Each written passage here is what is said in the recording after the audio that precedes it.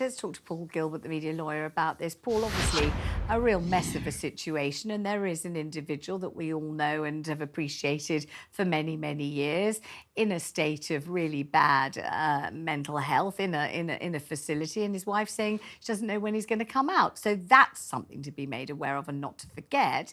But also, it's a very bizarre situation, as David Mellor just said on the programme. I couldn't help but agree with every word he said. He said when you've got the Director General upstairs at the BBC and a couple of floors further down, you've got Newsnight journalists investigating Huw and Huw Edwards, who doesn't know it's happening and is utterly shocked when he's told.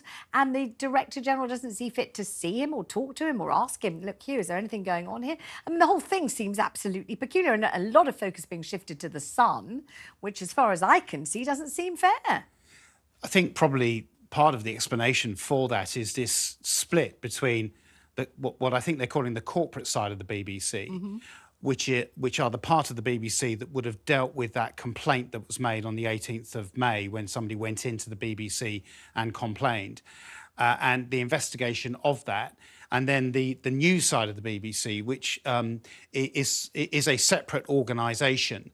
Now, there's been a lot made of why Tim Davie wasn't told certain things, why it wasn't raised with Huw Edwards earlier than when the Sun contacted the BBC. And I think really that's going to be very much to do with the context of the original complaint, precisely what was said, how it was dealt with. So, you know, it might be that when the person came in and made the complaint, the person who made the note of it at the BBC didn't make a very good note, for example. And therefore, it wasn't taken as seriously as it should have been. And it's really going to be, I think, to do with, do you know what, I'm so reminded of the conversation you and I had after Caroline McCall gave evidence to the Select Committee. Oh dear, and we're seeing this happen again. So Tim Davie's going in front of the Select Committee. He's going to get, I think, similar sorts of conversations. What was being done? Was it satisfactory? What did they know? And whether they took the appropriate steps at the right time. But really, you would think that the nature of the complaint made by the parents of this young person, as far as we're aware, were your most senior and high-paid newsreader has been paying our child for pictures. We know now that he must have been over 18. He or she must have been over 18 at the time, but is paying our child for, you know, obscene pictures and performances, has paid our child, we believe, £35,000 for these performances and pictures. And our child is a severe crack addict and who's very, very ill. And we would really like the payments of money from your most highly paid news presenter to stop. Now, you would have thought that whoever was writing down that complaint would see the words Huw Edwards, see the words crack addict, see the words £35,000, see the words performances and naked pictures and think, blimey, and expedite that way up the food chain as quickly as possible. It wouldn't be one of those ones that goes on file, would it? Well, it shouldn't do. Definitely shouldn't. It shouldn't do. Of course, that's why I think it's all about context, because I remember Kevin O'Sullivan, when this first broke on Saturday, saying, you will not believe who this presenter is. Yes. Because by that point, we all knew who it was. And I think that possibly is the explanation, which is that an allegation like that being made against Huw Davis, they may have felt... Yes. Sorry, Huw Edwards, I beg your pardon, that it was unbelievable.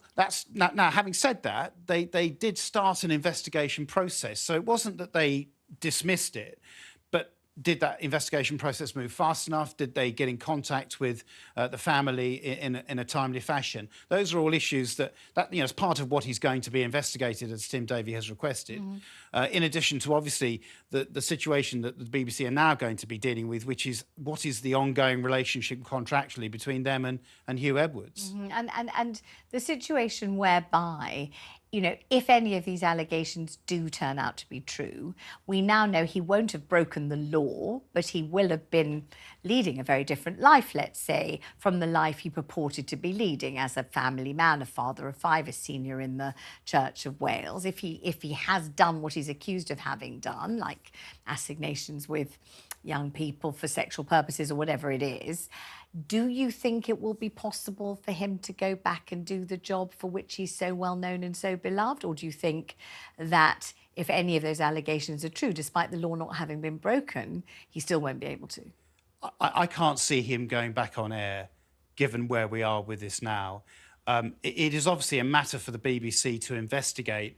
And I was asked this morning how long that investigation is likely to last. I don't think it's going to be as fast as the police were. No. And I must say, I said on Ian Collins' show yesterday that I thought that the police would take their time to come back. And I'm so pleased they came back so quickly. Maybe it was just easy. Maybe you could just see the dates of the financial exchanges if they've existed. And maybe you could just see the dates of the pictures being exchanged if they existed. And you could see, therefore, how old the person was and that the law wasn't broken. Maybe it was pretty simple. Because we have heard, I mean, it may not be true, but we've certainly heard that there's a very visible paper chain and payment chain, and all of these things do exist and can be seen. So maybe the police didn't have to look very far or look very hard. Well, that would appear to be the case. Yeah. But I'm so glad that happened so quickly, because it then enabled the matter to progress.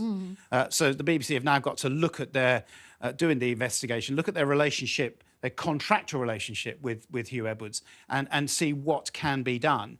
But I think I don't think it's a surprise to anyone that I don't see how he can return. The damage is too great. Unless, of course, he really is innocent and not a single one of these allegations stands up. Imagine that. If he is, if he didn't do any of the things he's accused of having done, let's imagine he didn't do any of them. He hasn't met any of these people, hasn't made any contact with any of these people. It never happened. Yes. And maybe these are just people who want to get on the bandwagon, which does sometimes happen. People who sniff some kind of financial payment, which can happen. A family feud between a young person and his family, which can happen. I mean, it can happen. It could happen. Yes. Let's imagine it did happen. Yes. And actually he's found to be innocent of all allegations, didn't do any of it. Yes. Then can he come back? Well, Vanessa, that is a very good question. And that is really where I think we're looking at the way this has been dealt with and whether that is going to happen. And I think the reality is, even with that, it won't, because the damage has been done to the reputation. Because if that's true, that would be terribly unfair, wouldn't it? It would be horrendously unfair. And but then, that absolutely engages this trial by media issue that comes up whenever we have one of these stories, and the way in which it's dealt with and the comment that's made and the impact that it has on the reputation of the person who's accused. Because you and I well know of many examples going back, pre-Leveson particularly, where personalities' careers were trashed and finished in circumstances where they were innocent. And that's inexcusable. But is that where we are now?